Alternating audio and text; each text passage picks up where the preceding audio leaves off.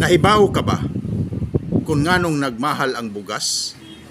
Do na kabay kasayuran kung kinsay matumbok og responsable sa pagsigig saka sa mga palaliton, labi na sa mga bugas nga gikaon nato sa matag adlaw. Higala, paminaw, kay hisgutan ko kana sa akong pagbalik.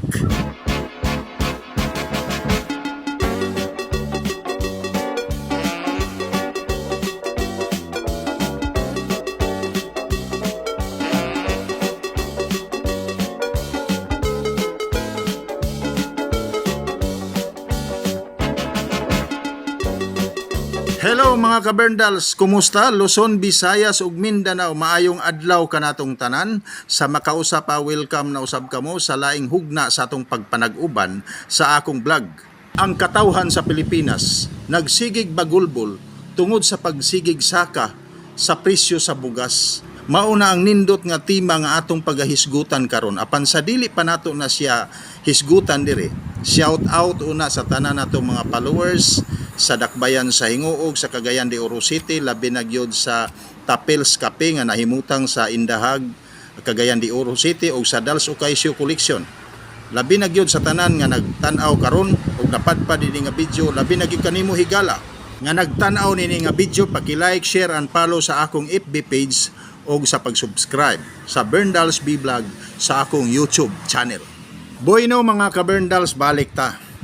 Niadtong Disyembre 6, 1995, doon ako'y nabasa nga magasin, naghisgot bahin sa hinungdan kung ngano nga nagmahal ang bugas. Bahin kato sa istorya sa Comprehensive Agrarian Reform Program kining CARP. Gihisgutan dito nga ang CARP kuno, kon Comprehensive Agrarian Reform Program, usa sa nakaamot kung ngano nga nagmahal ang bugas dinhi sa Pilipinas.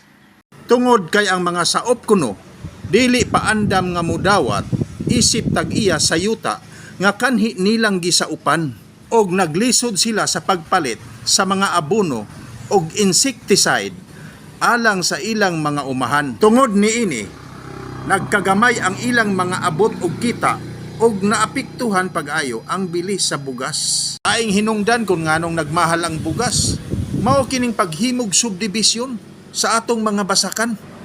Ug ingon man ang pagkahanaw sa atong kalasangan. Tungod kay dunay mga suba karon nga nagnihit ug nanghubas na ang tubig. Tungod niini, ang halapad natong mga basakan sa kabukiran wala nakapugsi ug wala nakatamni sa humay kay wala na may ikapatubig diha sa halapad nilang mga basakan. Hinungdan nga mikunhod ang supply sa bugas. Ang walay puas nga kalamidad nga nahitabo sa atong nasod matag tuig tungod sa bagyo ug baha, nakadugang usab ug nakaamot sa pagmahal sa nagunang mga palaliton, labi na gyud sa bugas. Natingala ako og nahibulong kay ning mga panghitabo karon nga nagmahal ang bugas, murag ang presidente sa atong nasod maoy nalasdakan sa tanang mga pagbasol tungod lagi sa iya pong gisaad kaniadto nga ang bugas himuon na niya ang 20 ang kilo, mao'y hinungdan nga gisukmatan siya karon sa mga tao. Angay natong hinumduman nga kitang tanan apektado gayod sa maong kahimtang.